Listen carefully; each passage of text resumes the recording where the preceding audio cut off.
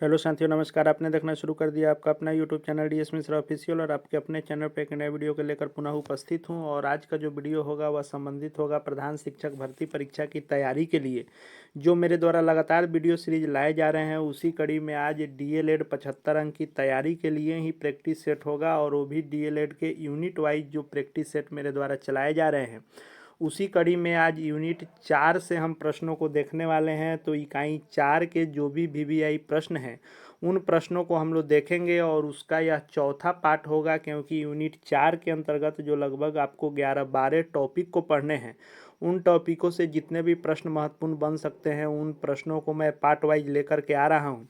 इसके पहले भी यूनिट 4 के ही 3 पार्ट आ चुके हैं, यह चौथा पार्ट है, और आवश्यकता अनुसार 1-2 पार्ट और इसके बनेंगे। और इस चौथे यूनिट के चौथे पार्ट का आज जो क्वेश्चन आंसर का प्रैक्टिस सेट होगा वह 12 नंबर प्रैक्टिस सेट होगा। पूर्व में भी डीएलएड यूनिट वाइज 1, 2, 3, 4 यूनिट से पहले 11 प्रैक्टिस सेट आ चुके हैं, और जो भी प्रैक्टिस सेट आ रहे हैं वह शॉर्ट व्याख्या के साथ मैं ला रहा हूं, ताकि एक प्रश्नों के साथ उससे जुड़े हुए कई प्रश्न आपको एक साथ याद हो जाएं, जो परीक्षा के दृष्टिकोण से बहुत ही आपके लिए वीवीआई हैं। और साथ ही साथ दूसरी तरफ जो मेरे द्वारा 2020 सीरीज लाए जा रहे हैं, इस 2020 सीरीज में जो 8 इकाई आपको डीएलएड में पढ़ने हैं, और इस 8 इकाई से 75 अंक के प्रश्न आएंगे। तो इन 8 इकाई के लगभग 60 टॉपिक को जो आपको पढ़ने हैं, उन 60 टॉपिक से मिसलेनियस प्रश्न मैं बना रहा हूं, और स्वयं से बनाए गए वह प्रैक्टिस सेट जो 20 प्रश्न हैं वो भी शॉर्ट व्याख्या के सहित लाए जा रहे हैं, ताकि 20 के साथ आपके 50-60 और प्रश्न क्लियर हो जाएं। और चूंकि डीएलएड का प्रश्न जो भी आएगा वह कॉन्सेप्ट बेस पर आएगा, तो आपको जो भी तैयारी करनी होगी वह वन लाइनर से नहीं काम चलने वाला है, कॉन्सेप्ट आपका क्लियर होना चाहिए। तो इसीलिए व्याख्या के साथ लाया जा रहा है, ताकि आपका कॉन्सेप्ट भी क्लियर हो, और साथ में परीक्षा के दृष्टिकोण से जो भी प्रश्न बन सकते हैं उन सभी प्रश्नों को देखा जाए। तो प्रैक्टिस सेट 12 आज का होगा, पूर्व के 11 प्रैक्टिस सेट और 2020 के जितने भी वीडियो सीरीज हैं। यदि अब तक आपने नहीं देखा है तो प्ले लिस्ट में जाएँ, प्रधान सेक्शन में जाकर के निश्चित रूप से सभी वीडियो को देखें। सभी वीडियो आपके परीक्षा में बेनिफिशियल साबित होंगे। और साथ ही साथ आगे भी प्रैक्टिस सेट देखते रहने के लिए चैनल से जुड़ जाएँ, चैनल को सब्सक्राइब करके बेल आइकन को प्रेस कर लें, ताकि आगे आपके लिए जो भी प्रैक्टिस सेट इत्यादि आएँ उसकी सूचना आपको मिलती रहे। तो आज प्रैक्टिस सेट 12 के अंतर्गत यूनिट 4 के पार्ट 4 को हम लोग देखने वाले हैं, जिसका पहला प्रश्न हमने लिया है कि विकलांग बालक ऐसे बालक होते हैं जो, यानी विकलांग बालकों के श्रेणी में किन बालकों को रखा जाता है। तो डीएलएड के इकाई 4 के अंतर्गत, यानी 8 इकाई जो पढ़ने हैं उसमें इकाई 4 के अंतर्गत एक टॉपिक है जिसमें विशेष आवश्यकता वाले दिव्यांग बच्चे तथा प्रारंभिक बाल अवस्था देखभाल और शिक्षा ईसीसीई को पढ़ना है। तो उसी से यह प्रश्न है कि विकलांग बालक कौन होते हैं, जो केवल मानसिक रूप से दोषयुक्त हों, या केवल शारीरिक रूप से दोषयुक्त हों, या केवल संवेगात्मक रूप से दोषयुक्त हों। तो विकलांग या दिव्यांग बालक उनको कहते हैं जो मानसिक रूप से भी दोषयुक्त होते हैं और शारीरिक रूप से भी दोषयुक्त होते हैं, यानी मंदबुद्धि बालक होते हैं, शारीरिक रूप से किसी शरीर के अंगों का विकास नहीं होता है, संवेगात्मक रूप से भी दोषयुक्त होते हैं। ये सभी प्रकार के बालकों को दिव्यांग बालक या विकलांग बालक के श्रेणी में रखते हैं। तो राइट आंसर डी हो जाएगा, उपरोक्त में सभी सही हैं। दूसरे प्रश्न को हम लोग देख लेते हैं। दूसरा प्रश्न है, एक कथन दिया गया है कि ऐसे बालक जिनमें ऐसा शारीरिक दोष होता है जो किसी भी रूप में उसे साधारण क्रियाओं में भाग लेने से रोकता है या सीमित रखता है, विकलांग बालकों के संदर्भ में यह कथन किसका है। किस मनोवैज्ञानिक ने कहा है कि जो बालक जिनके अंदर शारीरिक दोष होता है, वह जो साधारण क्रिया किसी बालक को करना होता है उन क्रियाओं को करने से उन्हें रोकता है, वहीं उनका शारीरिक दोष जो है दिव्यांगता कहलाता है। और यह कथन है किसका। तो क्रो एवं क्रो एक मनोवैज्ञानिक हैं और बाल मनोवैज्ञानिक ये हैं, और इन्होंने ही कहा है कि वैसे बालक जिनमें शारीरिक दोष कोई हो और बालकों को साधारण क्रियाओं में भाग लेने से रोके, उसी को विकलांग बालक के श्रेणी में हम रखते हैं। यह क्रो एवं क्रो का कथन है। अगला और 3 नंबर प्रश्न है कि अंग संचालन में दोषयुक्त छात्रों को किस प्रकार की समस्या होती है। तो इसको थोड़ा सा हम लोग क्वेश्चन को सुधार करेंगे, क्योंकि अंग संचालन में जो दोषयुक्त छात्र होते हैं उनको बैठने, सोने, लिखने, टहलने, चलने सब में परेशानी होती है। लेकिन यहाँ प्रश्न यह होना चाहिए कि अंग संचालन में दोषयुक्त छात्रों को शिक्षण में मुख्यतः किस प्रकार की समस्या होती है। तो यहाँ पर शिक्षण होना चाहिए कि शिक्षण में किस प्रकार की समस्या होती है। तो शिक्षण में जो उनको समस्या होती है वह लिखने की समस्या होती है, क्योंकि जो उनका शारीरिक विकास नहीं हुआ रहता है और उनके स्नायु तंत्र का विकास नहीं हुआ रहता है, जिससे उनके शरीर के क्रियाओं को करने में समन्वय नहीं बैठता है और वह सही से पेंसिल, पेन इत्यादि नहीं पकड़ पाते हैं, जिससे उनको लिखने में समस्या का सामना करना पड़ता है। चौथा प्रश्न है कि राष्ट्रीय दृष्टि बाधितार्थ संस्थान कहाँ स्थित है।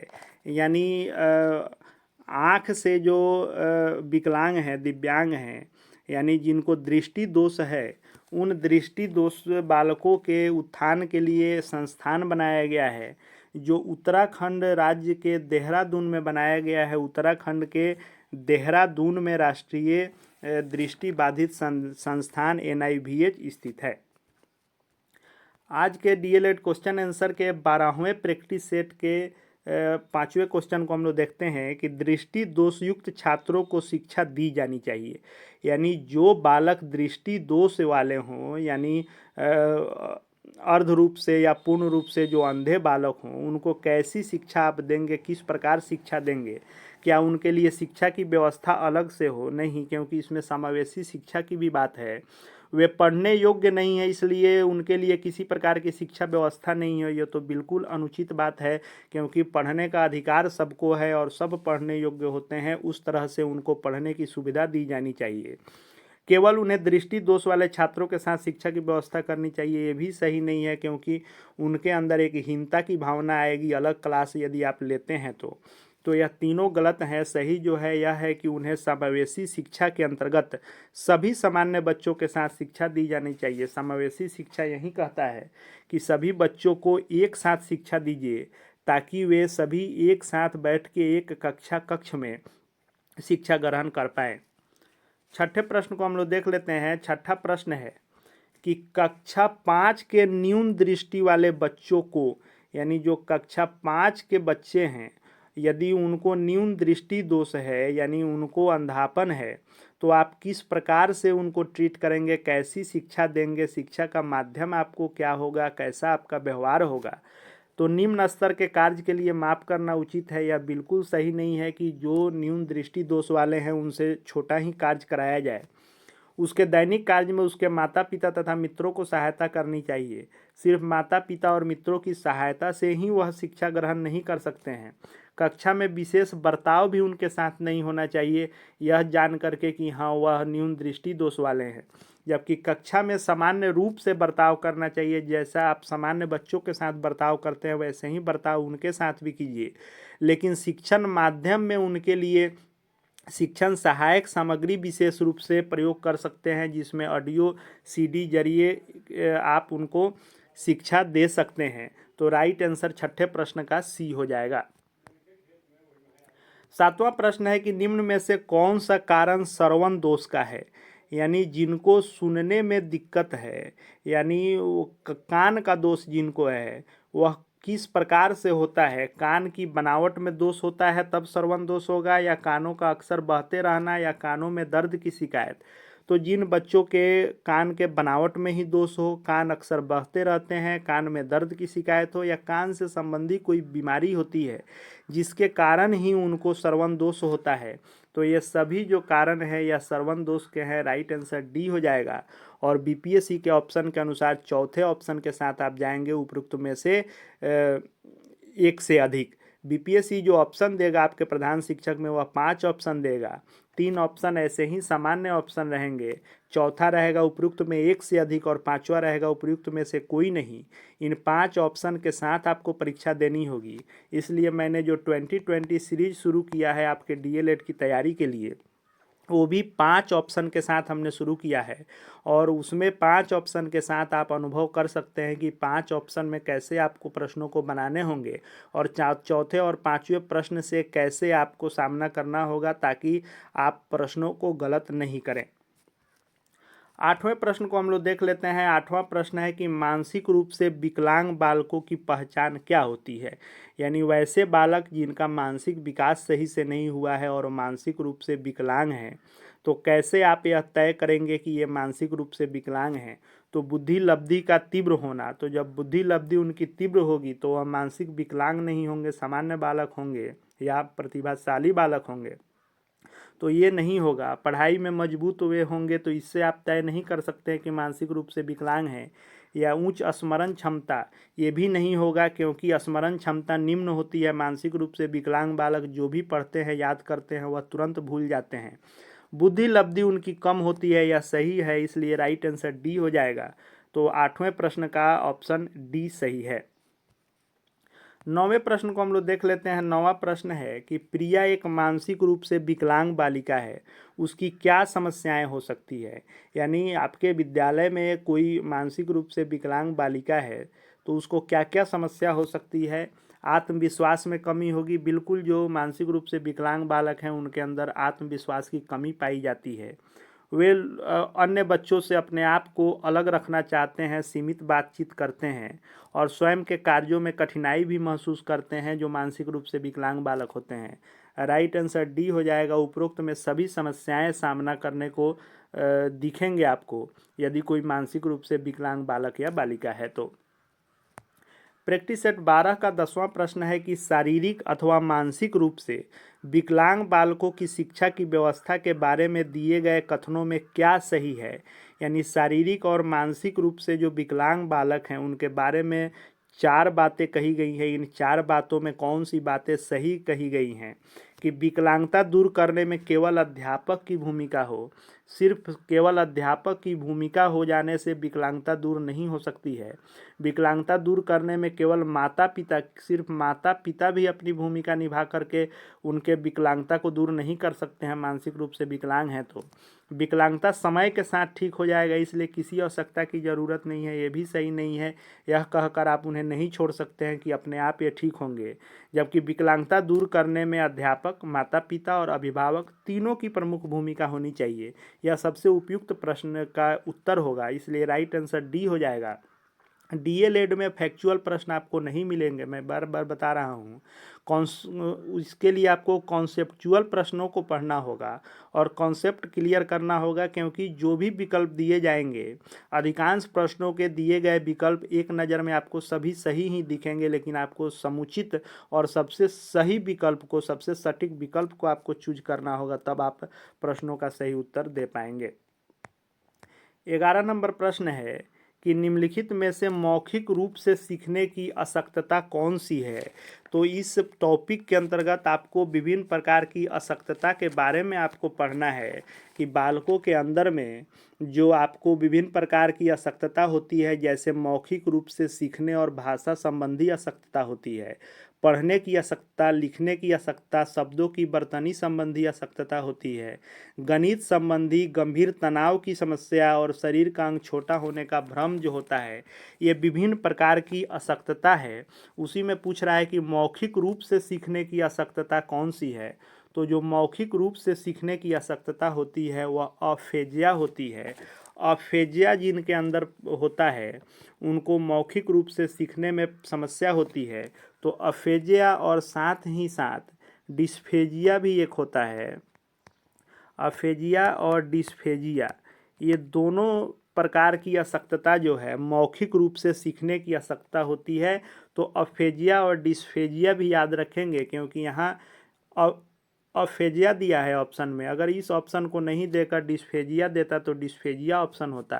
तो इसलिए दोनों को एक साथ आप याद रखेंगे कि मौखिक रूप से सीखने की अशक्तता अफेजिया और डिस्फेजिया है। और आप यह निश्चित रूप से मानकर चलें कि यह अशक्तता संबंधी प्रश्न आपके परीक्षा में 1 से 2 निश्चित रूप से भी आएंगे, क्योंकि बीपीएससी प्रधानाध्यापक परीक्षा में भी इससे प्रश्न बने थे। तो जब 50 प्रश्नों में इन प्रश्नों को शामिल किया गया तो आपके परीक्षा में तो 75 प्रश्न डीएलएड से आने हैं, और यह बहुत ही महत्वपूर्ण चैप्टर है, इससे निश्चित रूप से प्रश्न आपके परीक्षा में बनेंगे। प्रैक्टिस सेट 12 का 12 नंबर प्रश्न है कि मस्तिष्क में क्षति के कारण बातचीत करने में आंशिक या पूर्णतः अक्षमता को क्या कहते हैं। यानी किसी बच्चे के मस्तिष्क में क्षति हो जाती है तो वे बातचीत करने में असक्षम होते हैं, तो उसे क्या कहेंगे? तो अभी हमने ऊपर ही पढ़ा था कि मौखिक रूप से सीखने में, तो बातचीत करना यानी मौखिक रूप से सीखना, तो जब बातचीत करने में ही वे असक्षम होंगे तो मौखिक रूप से सीखने की अशक्तता उनके अंदर पाई जाएगी, जो डिस्फेजिया जिसे कहा जाएगा। तो अफेजिया भी मौखिक रूप से सीखने की अशक्तता है, लेकिन डिस्फेजिया जो है आंशिक या पूर्णतः असक्षमता को कहते हैं। असक्षम होंगे मानसिक क्षति के कारण, तब डिस्फेजिया ऑप्शन होगा। 13 नंबर प्रश्न को देखते हैं कि डैश मस्तिष्क की संरचना एवं कृत्यों में विभेद का परिणाम होता है। यानी जो अशक्तता दी गई है इसमें से जो मस्तिष्क की संरचना एवं कृत्य में विभेद के कारण जो होता है वह कौन सा होता है?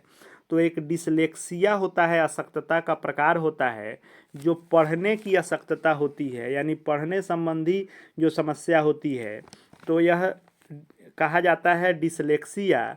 और डिसलेक्सिया के साथ एक और होता है जिसको कहते हैं एलेक्सिया। तो यह डिसलेक्सिया और एलेक्सिया यह दो प्रकार की अशक्तता है। जो पढ़ने की अशक्तता है डिसलेक्सिया और एलेक्सिया, जो आपको मस्तिष्क की संरचना एवं कृत्यों में विभेद के कारण पाया जाता है बच्चों के अंदर में। इसके अंतर्गत क्या होगा? जैसे पढ़ने की अशक्तता है, तो जब पढ़ने की अशक्तता जिसे डिसलेक्सिया एलेक्सिया कहते हैं, तो इसमें होता क्या है कि जैसे बच्चे बी और डी में अंतर नहीं कर पाते हैं, बी को कभी डी पढ़ेंगे कभी डी को बी पढ़ लेंगे, वैसे ही आपको 100 लिखा हुआ होगा और वाज लिखा हुआ होगा, तो इसमें विभेद नहीं कर पाएंगे। 100 को वाज पढ़ेंगे, वाज को 100 पढ़ लेंगे। वैसे ही न्यूक्लियर और अनक्लियर मान लीजिए दिया हुआ है, तो न्यूक्लियर को कभी अनक्लियर पढ़ लेंगे, कभी अनक्लियर को न्यूक्लियर पढ़ लेंगे। वे अंतर नहीं कर पाते हैं लिखे गए शब्दों में, तो वहीं संरचना एवं कृत्यों में विभेद का परिणाम होता है जिसे डिसलेक्सिया कहा जाता है। 14 नंबर प्रश्न है कि यदि एक बच्चा 16 को 61 लिखता है और 6 को डी के मध्य अंतर 6 और डी के मध्य अंतर नहीं कर पाता है, यानी 16 को वह 61 लिख देगा, 6 और डी में अंतर नहीं समझ पाएगा, तो ऐसे बच्चे जो होते हैं या सीखने में अक्षम होते हैं जो ऐसे समस्याओं को फेस करते हैं। 15 नंबर प्रश्न है कि डिस्ग्राफिया जो है मुख्य रूप से किस प्रकार की समस्या से संबंधित है? तो जो डिस्ग्राफिया होता है वह लिखने की अशक्तता होती है, लिखने की समस्या होती है जिसे डिस्ग्राफिया कहते हैं। और लिखने की अशक्तता डिस्ग्राफिया के साथ साथ अग्रेफिया, अप्रेक्सिया, एसेम्बोलिया और डिस्प्रेक्सिया, ये जो हैं 5 जो हैं अशक्तता, यह सिर्फ लिखने की अशक्तता में 5 अशक्तता पाए जाते हैं, जिसमें अग्रेफिया, अप्रेक्सिया, डिस्ग्राफिया, ओसिम्बोलिया और डिस्प्रेक्सिया होते हैं। आप चाहें तो जब इन प्रैक्टिस सेटों को आप देख रहे हैं तो निश्चित रूप से पॉज करके या 1-2 बार सुन करके आप नोट करते जाएं। इन प्रश्नों को तो आपने देख लिया कि डिस्ग्राफिया लिखने की अशक्तता है, एक ही प्रश्न आपको यहाँ याद होंगे या दिखेंगे, लेकिन मैंने जो बताया कि अग्रेफिया, अप्रेक्सिया, डिस्ग्राफिया और ओसम्बोलिया और डिस्प्रेक्सिया ये सभी लिखने की अशक्तता है, तो इसको यदि आप नोट कर लेंगे तो जब परीक्षा नज़दीक आएगा और तैयारी अंतिम रूप में होगी, तो कंक्लूजन के रूप में जब आप तैयारी करेंगे तो इसको एक बार आप देख लेंगे तो परीक्षा में आपको बहुत ही बेनिफिशियल साबित होंगे। इसीलिए जिन प्रश्नों को मैं ला रहा हूँ उससे जुड़े जो भी प्रश्न परीक्षा में बन सकते हैं वहीं पर बता दे रहा हूँ, ताकि कम समय है और कम समय में अधिक तैयारी करनी है तो एक प्रश्नों के साथ कई प्रश्न आपके तैयार हो जाएं। 16 नंबर प्रश्न है कि डिस्प्रेक्सिया एक बीमारी है जिसका संबंध किससे है? तो डिस्प्रेक्सिया एक बीमारी होती है जो लिखने की अशक्तता होती है, और लिखने की अशक्तता को ही डिस्प्रेक्सिया कहते हैं, अभी हमने बताया। तो यह पूछ रहा है कि यह किससे संबंधित है, इसका संबंध किससे है? तो तंत्रिका तंत्र से इसका संबंध है। आप जानते हैं कि तंत्रिका तंत्र जो होता है वह मस्तिष्क द्वारा कंट्रोल होता है और मस्तिष्क उसको जो भी आदेशित करता है वह करता है। तो यदि तंत्रिका तंत्र में ही समस्या होती है तो मस्तिष्क लिखने के लिए जब आदेशित करेगा तो बच्चों में समन्वय नहीं बन पाएगा। मस्तिष्क के दिए गए ऑर्डर और उनके तंत्रिका तंत्र में समन्वय के अभाव के कारण वह उस कार्य को नहीं कर पाते हैं, जिससे डिस्प्रेक्सिया नाम की बीमारी हम कहते हैं, जो तंत्रिका तंत्र से संबंधित होती है। 17 नंबर प्रश्न है कि मस्तिष्क के सेरेब्रम में क्षति होने के कारण कौन सी बीमारी होती है। तो मस्तिष्क में जो सेरेब्रम होता है वह मस्तिष्क का दिमाग का सबसे बड़ा भाग होता है और यही जो है पूरे शरीर को कंट्रोल करता है और शरीर के मांसपेशियों या तंत्रिका तंत्र इत्यादि को कंट्रोल करके उनसे कार्य कराता है।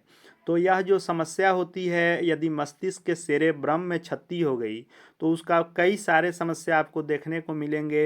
यानी लिखने में समस्या होगी, चलने टहलने बोलने, यानी शरीर के हाव भाव से जो गतिक क्रियाएं करनी है उन गतिक क्रियाओं में समस्या होती है।